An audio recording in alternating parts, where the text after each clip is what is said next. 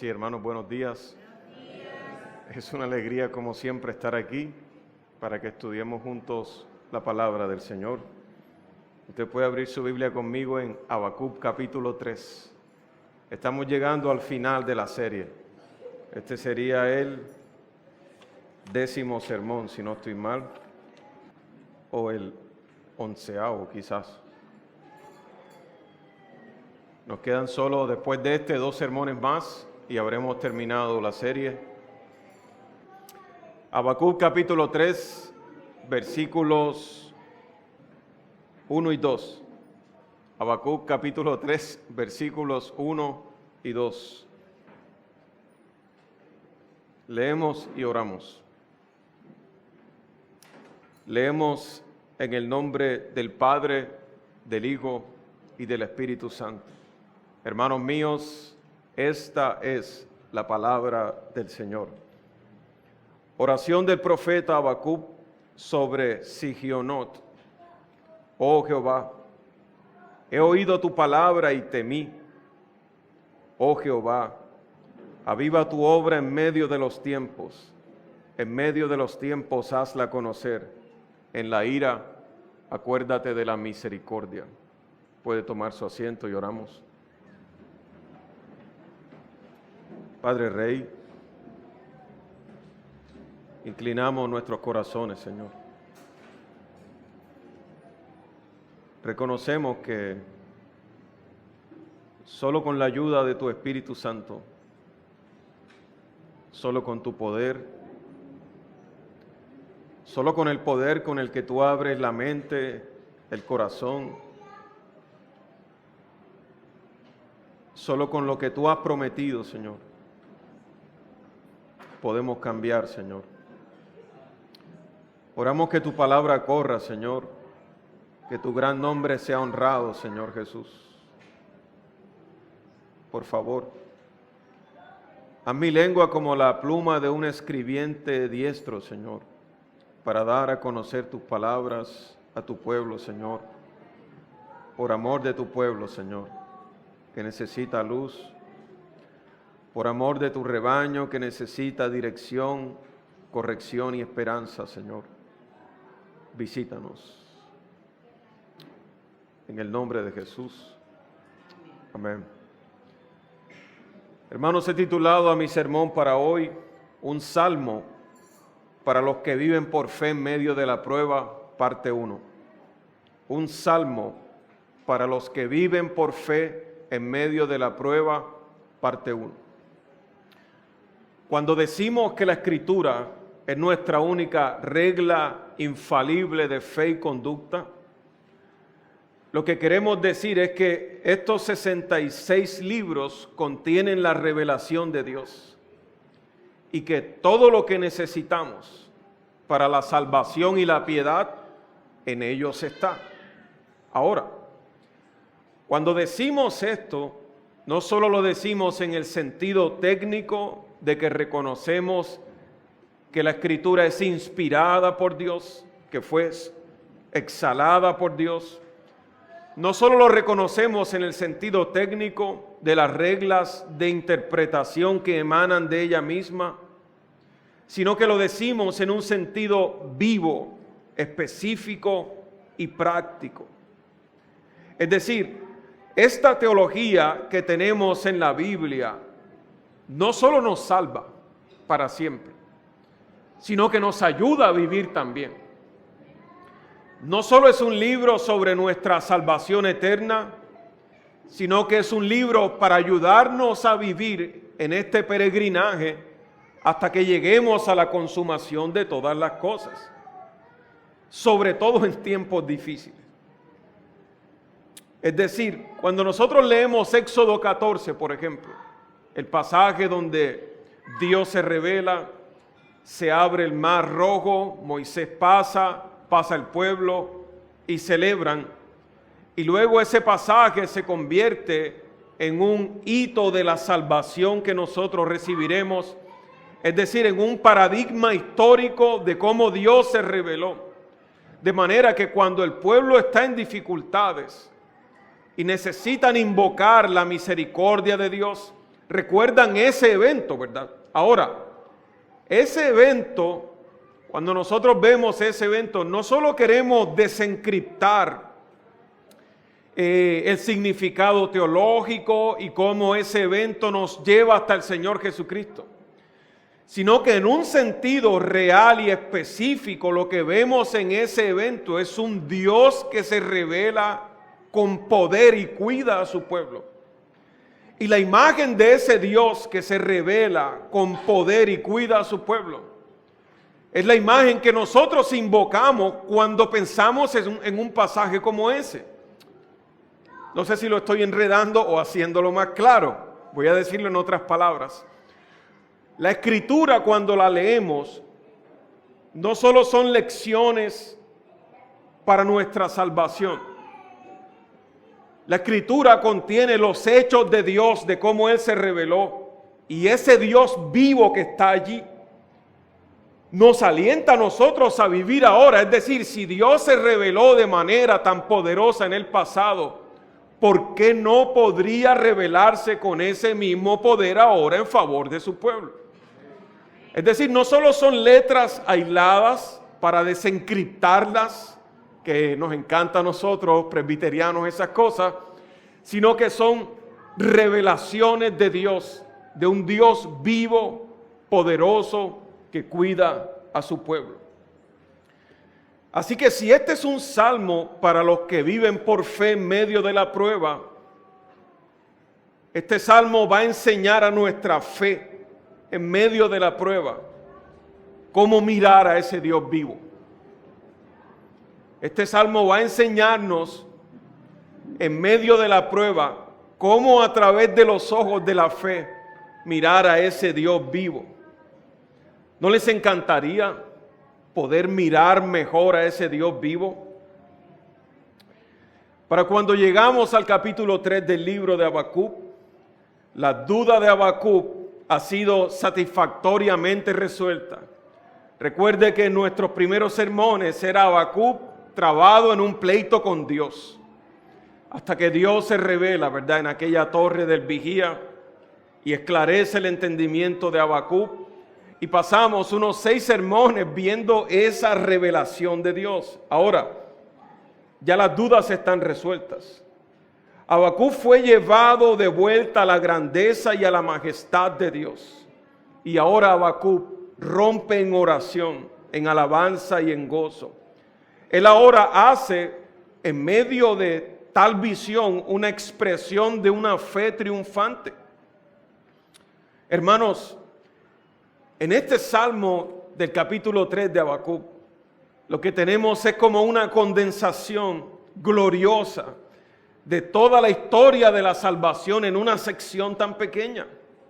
Es como un collage de imágenes que se superponen, una impresión tanto de la experiencia pasada de los hechos vivos de Dios, como la anticipación del Dios que se reveló antes pueda revelarse ahora para la salvación de su pueblo.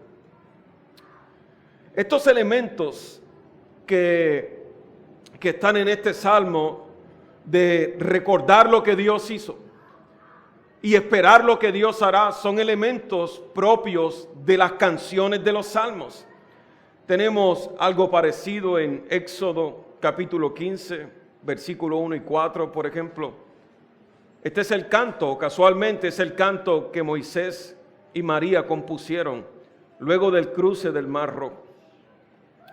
¿Por qué componer una canción luego de una victoria? ¿Por qué componer una canción luego de una victoria? Porque las canciones perpetúan las obras de Dios. Estas canciones serán recordadas hasta el sol de hoy. ¿Hace cuántos años compuso Moisés esta canción? Hace más de 3000 años, ¿verdad? Quizás. Y hoy nosotros podemos ver en esta canción el recordatorio de lo que un Dios vivo hace, pero la anticipación por fe de lo que un Dios vivo sigue haciendo y hará. Por ejemplo, en el versículo 1 y 4 él dice: entonces cantó Moisés y los hijos de Israel este cántico a Jehová y dijeron: cantaré yo a Jehová, porque se ha magnificado grandemente. Ha echado en el mar al caballo y al jinete. Jehová es mi fortaleza y mi cántico, y ha sido mi salvación. Este es mi Dios y lo alabaré, Dios de mi Padre y lo enalteceré. Jehová es varón de guerra, Jehová es su nombre. Echó en el mar los carros de Faraón y su ejército, y sus capitanes escogidos fueron hundidos en el mar, y hasta el sol de hoy cantamos: echó a la mar al caballo y al jinete, y aunque vengan miles yo... Hermano, ¿quién no cobró valor en un culto pentecostal cantando una canción tan poderosa sobre los hechos vivos de un Dios poderoso, verdad? Sin embargo, el canto de Moisés también anticipa la gloria futura. En el versículo 17 y 18, por ejemplo, dice: tú los introducirás y los plantarás en el monte de tu heredad, en el lugar de tu morada que tú has preparado, oh Jehová. En el santuario de tus manos, oh Jehová, han afirmado. Jehová reinará eternamente y para siempre. Estas canciones que miran hacia los hechos, no sabemos cuántos días habían pasado cuando Moisés compone la canción. Miran hacia los hechos del Dios vivo. Moisés no solo está tratando de recopilar por escrito, él está creando una doxología, una alabanza. ¿Cómo respondemos a los hechos gloriosos de un Dios vivo en una canción? Y cómo en esa canción por la fe anticipamos que ese Dios que nos salvó ayer reinará eternamente y para siempre, nos salvará hoy y nos sostendrá el día de mañana. Podríamos ver otras canciones, pero esto sería un musical, entonces no es la idea, ¿verdad? En Jueces 5 está la canción de Débora, usted luego puede ver estos elementos allí y muchas más. Ahora, lo que tenemos en Habacuc capítulo 3 frente a nosotros hoy es una oración del profeta, pero convertida en una canción. Esta es una oración convertida en un salmo. No es lo mismo. ¿Por qué insistes en tales diferencias? Téngame paciencia y lo voy a ir explicando. Esta es la oración del profeta Habacuc sobre Sigionot. Aquí en el versículo 1 dice: oración del profeta Habacuc sobre Sigionot. Oraciones tenemos muchas en las Escrituras. Las oraciones de Pablo en el libro de Efesios, tenemos las oraciones de Jonás, tenemos las oraciones de Jeremías, pero oraciones que se convierten, oraciones escritas que se convierten en salmos, no siempre tenemos muchas. Y esta es la oración del profeta Habacuc sobre Sigionot. ¿Y qué es esa palabra tan rara y que es Sigionot? En verdad no sabemos. No puedo aclarar su duda, pero los eruditos convergen en una idea sobre este Sigionot que se encuentra en muchos salmos, y es que es una referencia musical. Cuando se pone, esta es una oración sobre Sigionot, lo que se está haciendo es una oración para la liturgia del culto público, es decir, debe ser musicalizada. Ahora, ¿con qué instrumentos sugería esta nota Sigionot para que fuera musicalizada? Hay muchas especulaciones, pero a detalle no lo sabemos. Pero lo que nos dice el texto es que esta es una oración para la liturgia pública, un salmo, una oración convertida en canción. Al presentar su mensaje en una forma preparada para la adoración pública y comunitaria, Habacuc ha preparado un camino para las generaciones siguientes, para que entren en la misma vida de fe, a pesar de las adversidades presentes. Recuerde que este es un salmo para los que viven por fe en medio de la prueba, ¿cierto? Entonces, lo que Habacuc hace es preparar no solo una expresión profética, no solo una oración personal. Él prepara una oración para la liturgia, para que quede como prescripción en todos los cultos siguientes o en los cultos siguientes que vendrán cuando los días de la prueba profetizados se avecinen. ¿Se entiende? Una oración para que en el futuro, cuando la prueba que Dios ha advertido venga, sea una manera de enseñarnos a orar a los que caminan por fe en medio de la prueba. Hay muchos salmos que empiezan con la palabra oración, no podemos leerlos todos. Salmo 17, Salmo 86, Salmo 90, Salmo 102 y 142. Este es uno de esos salmos que pertenece a esa clase de liturgia. Pero ¿por qué insistes en esto? ¿Por qué la insistencia? Porque si no se entiende, se pierde de vista el propósito del texto. ¿Cuál es la intención de Habacuc? Aquí está. Esta oración es un mapa, una guía, es una ruta prescrita, escrita, declarada para nosotros, para cuando estemos en los días de la prueba. Un mapa, ¿para qué sirve? Para orientarnos a la ruta en caso de que la hayamos perdido. Una guía, ¿para qué sirve? Para instruirnos en caso de que necesitemos dirección en algún aspecto. Bueno, al convertir su oración en un salmo litúrgico, Habacuc quiere perpetuar una guía para las generaciones futuras, para que cuando los días de la prueba vengan, todos aquellos peregrinos que caminan por fe puedan recurrir al mapa en caso de que la confusión los visite y sepan cómo orar, cómo oran los que viven por fe en medio de la prueba. Podríamos terminar ahí por hoy. Hermanos, esta oración indica que el profeta ahora ya no tiene un caso contra Dios, ya no hay protestas, ya Dios lo ha vencido. Él ha concluido su diálogo con el Todopoderoso y ahora él guía al pueblo de Dios a una aceptación de lo que Dios ha revelado, que es difícil, Dios ha ordenado unos juicios específicos. Él los ha recibido, los comunica.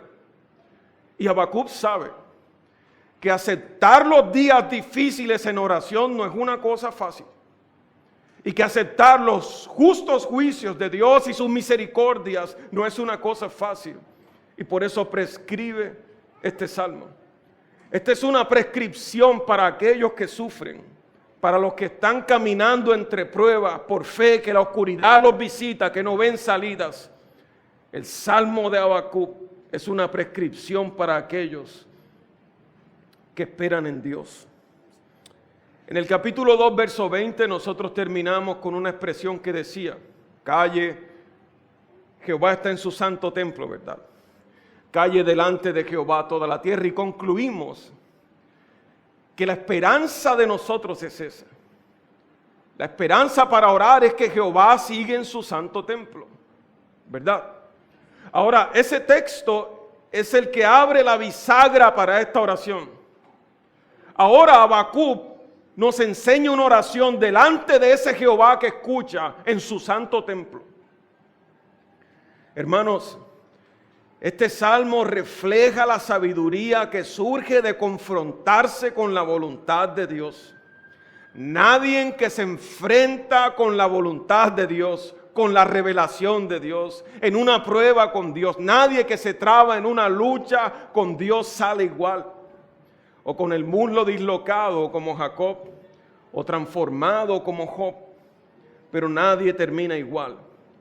Y este salmo entonces es un salmo de sumisión ofrecido cuando la revelación de Dios ya te ha vencido. Él empieza protestando: ¿por qué esto? ¿Por qué permites esto, Señor? ¿Por qué haces esto? Dios le responde: no está conforme. ¿Por qué esto? Porque la revelación de Dios ahora le ha vencido, y cuando Dios te ha vencido no queda otra cosa que orar delante de ese Dios que está sentado en su santo templo. Este es un salmo de sumisión.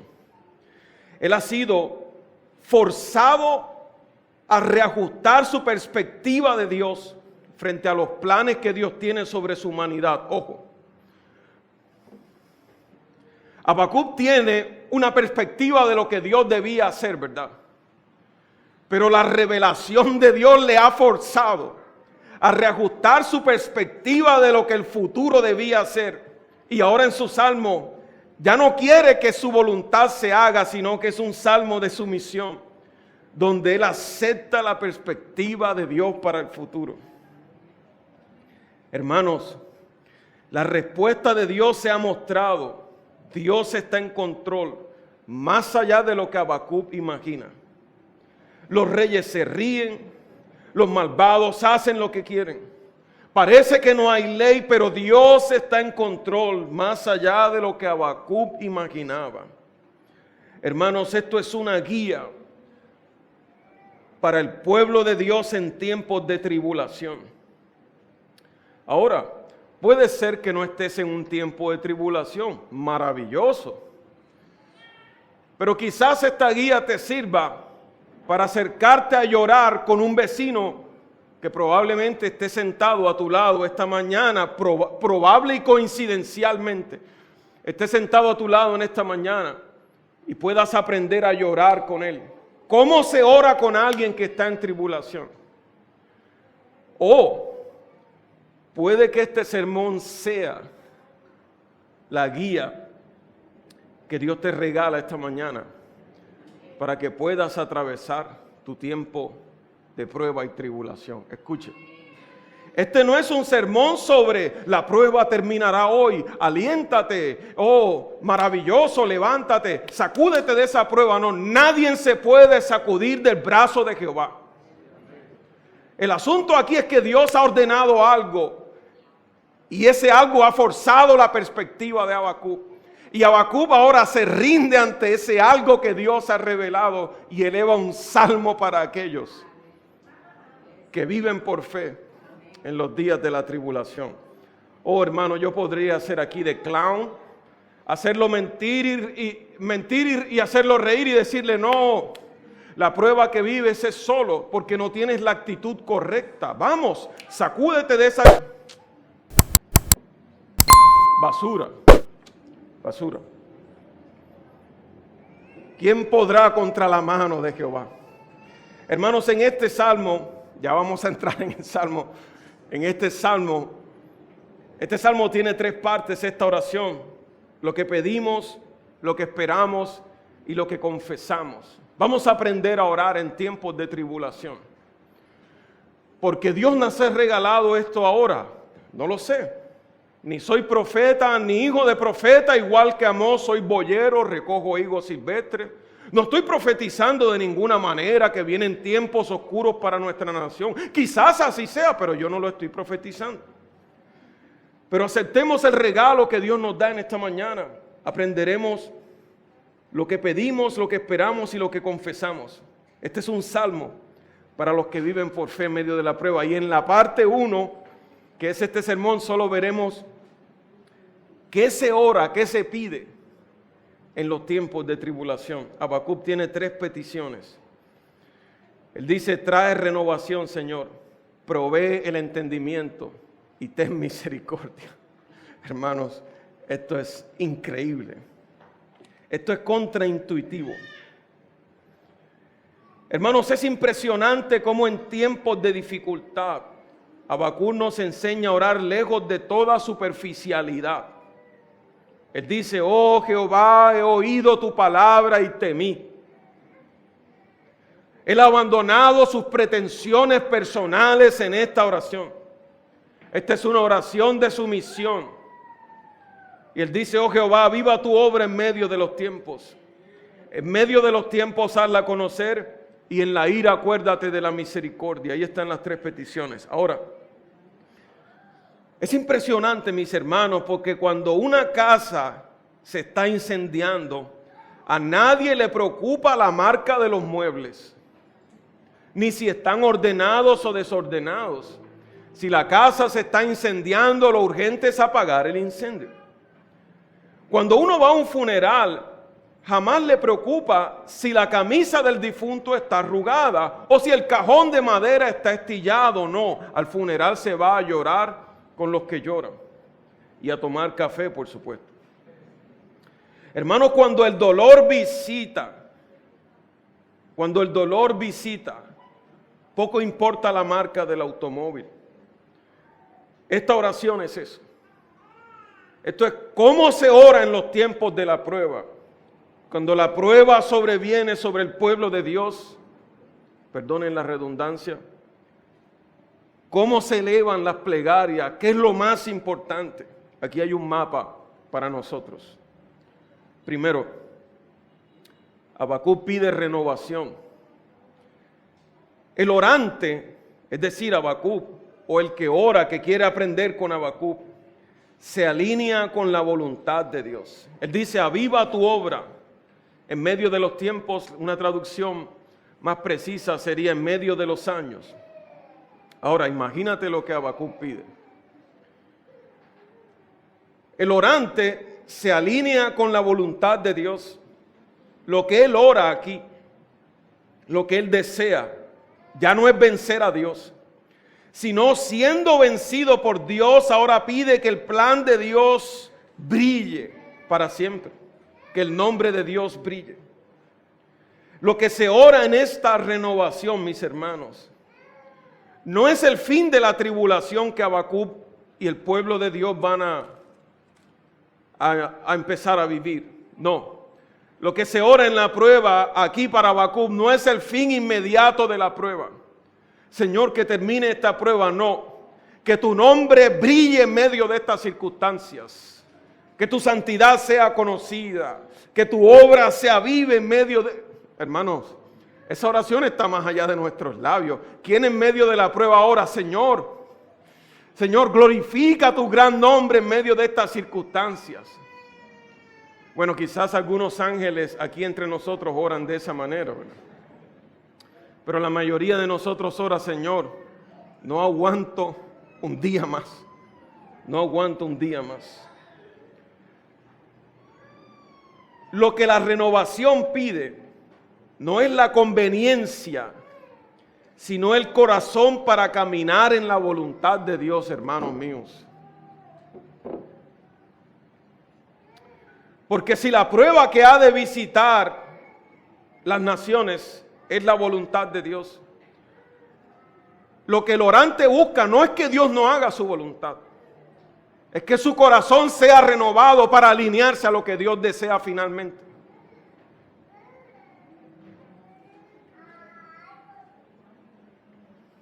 Él te dice, aviva, renueva tus obras en medio de los años. Él ora que Dios obre en el presente como solía hacerlo en el pasado. Que la gloria de Dios brille en el presente como solía hacerlo en el pasado. Habacuc sabe. Él sabe que Dios está por su pueblo. Y él sabe que si Dios hace su voluntad y se glorifica, ese será lo mejor para su pueblo.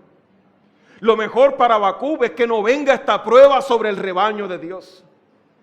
Pero Habacuc ha sido forzado en su perspectiva y ahora sabe que él debe inclinar su corazón a lo que Dios cree que es mejor. Esta es una oración difícil. Porque si Habacuc mira a Éxodo 14 y él pide que la obra de Dios se avive, él sabe.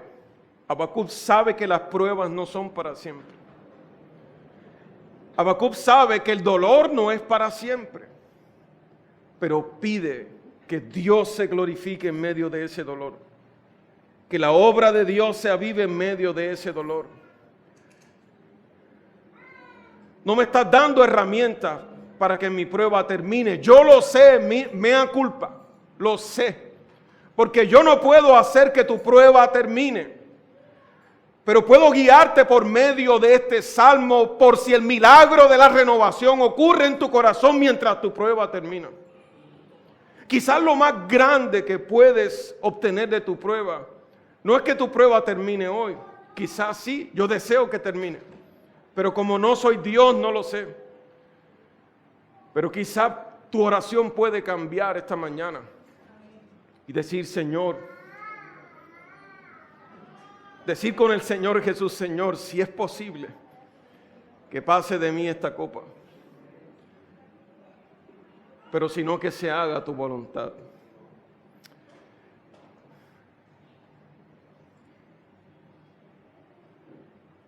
Lo segundo que Habacuc pide es que Dios provea entendimiento.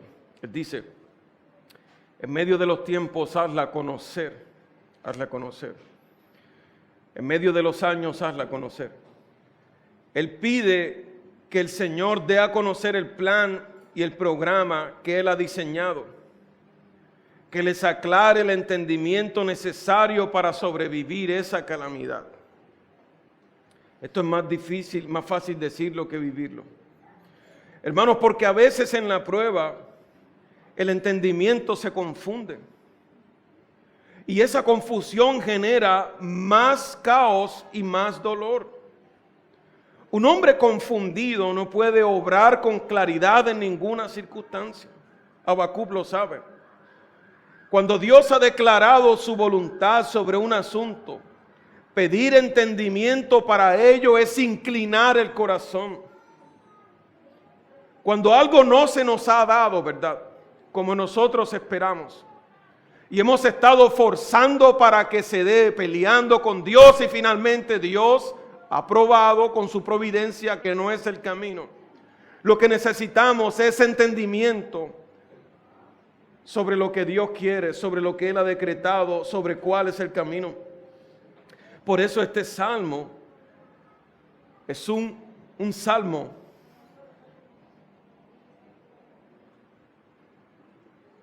se me olvida el título. Un salmo para los que viven por fe en medio de la prueba. Hermanos, Él no está pidiendo una explicación, ya esa etapa pasó. Explícame, Señor, ya esa etapa pasó, Dios lo ha vencido. Él no está pidiendo una explicación, ya Dios explicó en la revelación que le dio. Conocer más a Dios en medio de la prueba es lo que pide el orante. Hermanos, ¿y qué si al otro lado de la prueba lo que hay para ti es un conocimiento mayor de quién es tu Salvador? Job capítulo 42, verso 1 al 7. Esta es la confesión de alguien que ha sido forzado por la prueba de Dios a cambiar su perspectiva, pero ha hallado en ese forzado por la mano de Dios, ha hallado en ello su premio. Job capítulo 42, verso 1 al 7. Respondió Job a Jehová y le dijo: yo conozco que todo lo puedes. Esta es la oración de alguien que ya se ha rendido, ya no hay más que altercar. Ya Dios le ha vencido. Él quería que su prueba terminara. Pero si su prueba termina antes de tiempo, Job no puede conocer de Dios lo que Dios quiere revelar a su vida. Y Job dice: yo conozco que todo lo puedes y que no hay pensamiento que se esconda de ti. Y refiriéndose a sí mismo, hace una pregunta retórica y dice: ¿quién es el que oscurece el consejo sin entendimiento? Por tanto yo hablaba lo que no entendía, cosas demasiado maravillosas para mí que yo no comprendía. Oye, te ruego y hablaré y te preguntaré y tú me enseñarás. De oídas te había oído, mas ahora mis ojos te ven. Por tanto me aborrezco y me arrepiento en polvo y ceniza. Y acto seguido, después que su corazón se renueva realmente, después que él entiende, acto seguido, llega el fin de su prueba en el texto. No está ordenado así por casualidad. Acabamos de ver la historia de Jonás. Dios le ha revelado su voluntad, pero su corazón no ha cambiado respecto a la voluntad de Dios. Y Dios tiene que diseñar una prueba para llegar al corazón del asunto. Diseña la calabacera, que en un día vive y al otro día se muere y luego le da el sol. Jonás se enoja y Dios le pregunta: ¿haces bien en enojarte tanto? Y él le dice: sí, me enojo hasta la muerte. Trabado todavía en una lucha con Dios sin entender el corazón de Dios. Dios está presionando a Jonás más allá de las habilidades de su ministerio. Dios está presionando para cambiar su corazón, para que su corazón pueda entender por fin por qué Dios es tan compasivo con gente tan pecadora como lo ha sido con Él mismo. Hermanos, Lo tercero que se pide aquí en nuestro pasaje, ya estoy por terminar, es que Dios muestre su misericordia. ¿Qué se pide en los tiempos de prueba? Renovación, entendimiento. ¿Y qué otra cosa podríamos pedir? Misericordia, mis hermanos. Habacuc dice: en la ira, Señor, en la ira, acuérdate de la misericordia. Oh hermanos, ¿cuánto es demasiada misericordia para Dios? ¿Cuánto? Otra traducción quizás más fiel podría decir: en el tiempo del temblor, de la agitación, de la perturbación, acuérdate de la misericordia. Esa misma palabra ira o temblor está usada en el versículo 7 para referirse a las tiendas que temblaron en Madián, y en el verso 16 para referirse a los labios de Habacuc que temblaron, que veremos más adelante. Babilonia será la vara de corrección, y él pide que en medio de todo Dios tenga misericordia. Hermanos, quienes conocen a Dios saben que Dios siempre puede tener misericordia. Que nunca es demasiada misericordia para Dios pedir un poco más de misericordia. En esa parte se supone que ustedes decían amén.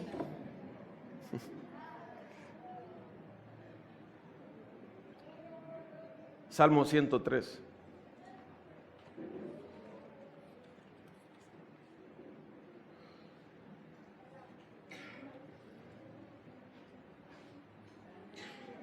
Bendice, alma mía, a Jehová, y bendiga todo mi ser su santo nombre. Bendice, alma mía, a Jehová, y no olvides ninguno de sus beneficios.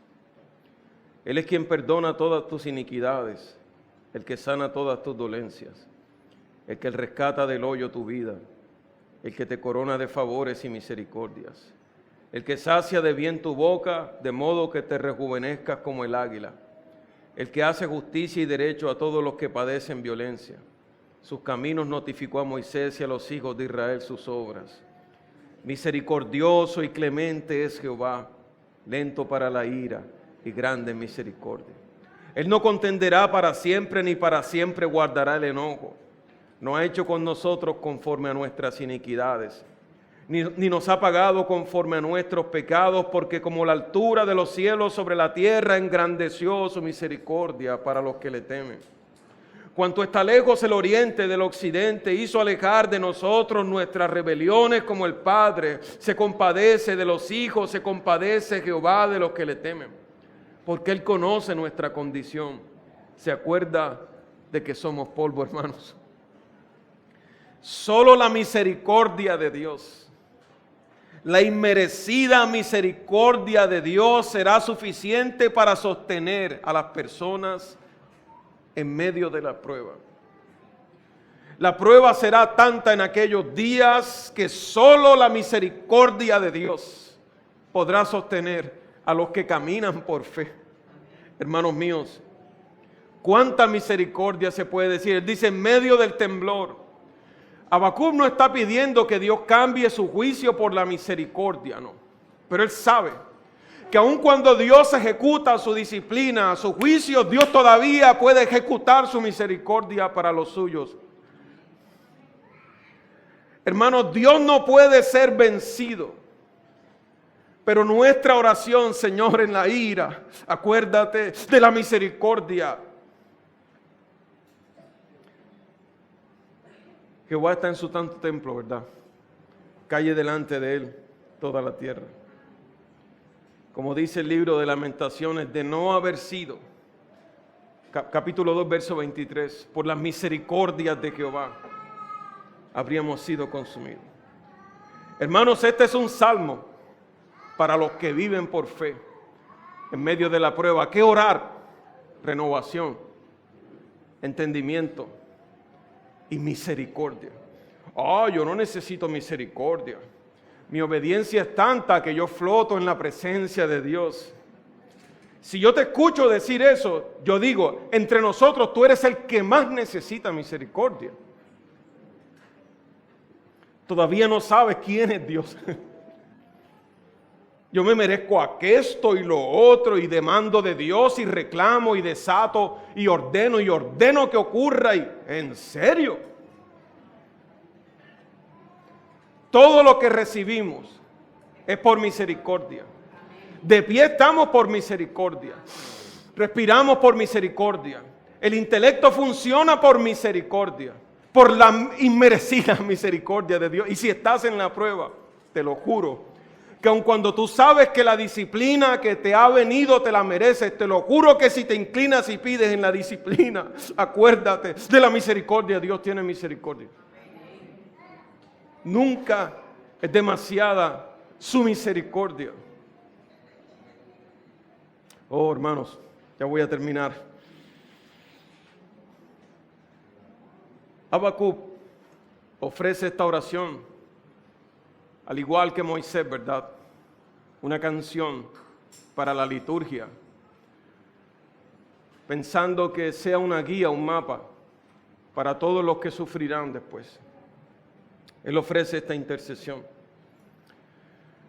Usted ha escuchado el concepto de, bueno, la pregunta sería, ¿por qué esta oración es tan poderosa? ¿Por qué está tan bien escrita esta intercesión? ¿Usted ha escuchado el concepto de ghostwriter? Como el escritor fantasma, ghostwriter, algo así. No. En estos días se está popularizado el concepto del escritor fantasma, el ghostwriter. Es alguien que escribe canciones para los artistas. Él tiene la habilidad de escribir canciones. Y esos artistas toman esas canciones y triunfan con ellas. A veces los créditos se dan o a veces esos créditos están bajo cláusulas de anonimato. Pero muchas de las canciones conocidas que a ustedes les gustan, quizás no la escribió el intérprete. Hay un ghostwriter, un escritor fantasma. Ahora, la razón por la que Habacuc escribe también esta canción es porque tiene un escritor fantasma que le ha soplado la letra, mis hermanos.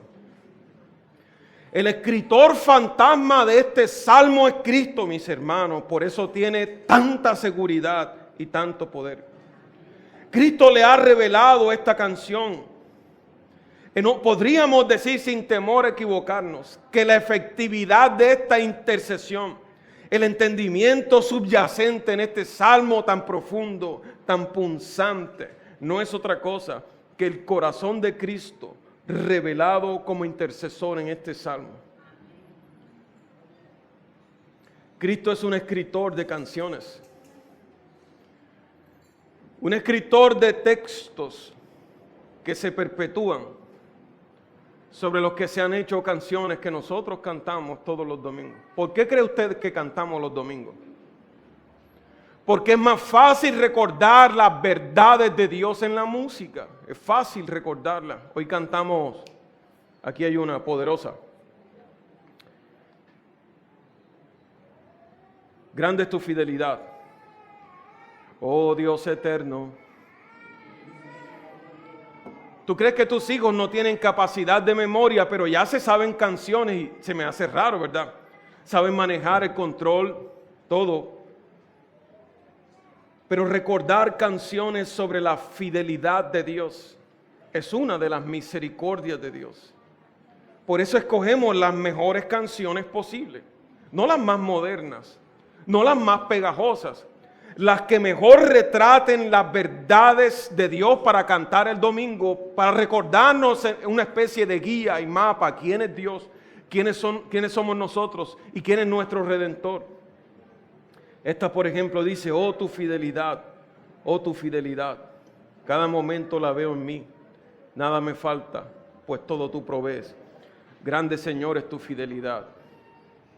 Uno llega el domingo roto por dentro y canta. Oh tu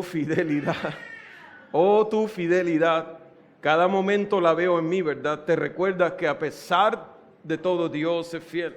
Hermanos, Habacuc puede interpretar la canción, pero solo Cristo puede cumplir las peticiones de Habacuc. En ese sentido, solo Cristo, mis hermanos, es el cumplimiento de este salmo. Habacuc como profeta declara la voluntad de Dios Pero Cristo no solo declara la voluntad de Dios, sino que cumple con la voluntad de Dios. Es decir, Habacuc pide que en medio de la ira Dios tenga misericordia, pero Cristo hace que en medio de la ira Dios tenga misericordia. Cristo nos ha enseñado una mejor canción, no solo en texto, sino en su vida. Él nos ha dicho canciones para recordar. No temáis, manada pequeña, a vuestro Padre os ha placido daros el reino. Oh, deberías pegarla en la pared de tu casa, ¿verdad?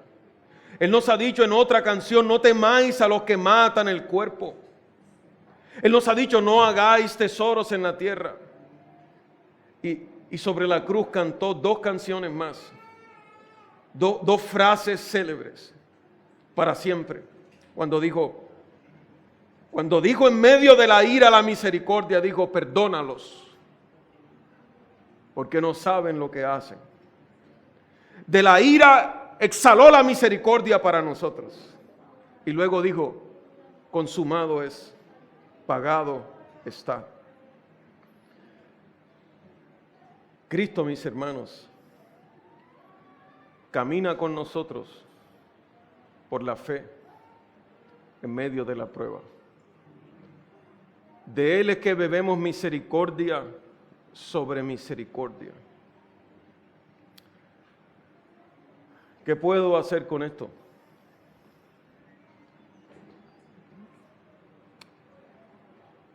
Guarda este mapa. Guárdalo bien. Nunca sabes cuándo lo necesitarás. 2.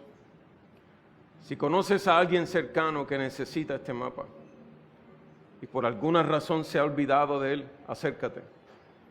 Recuérdaselo.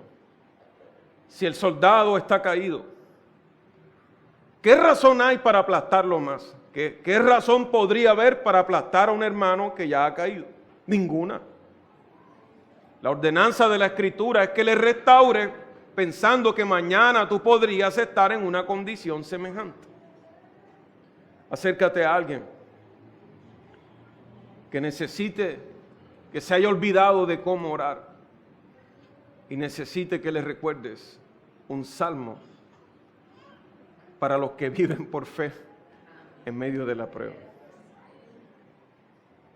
Hermanos, la segunda parte del salmo es sobre lo que espera el que ora.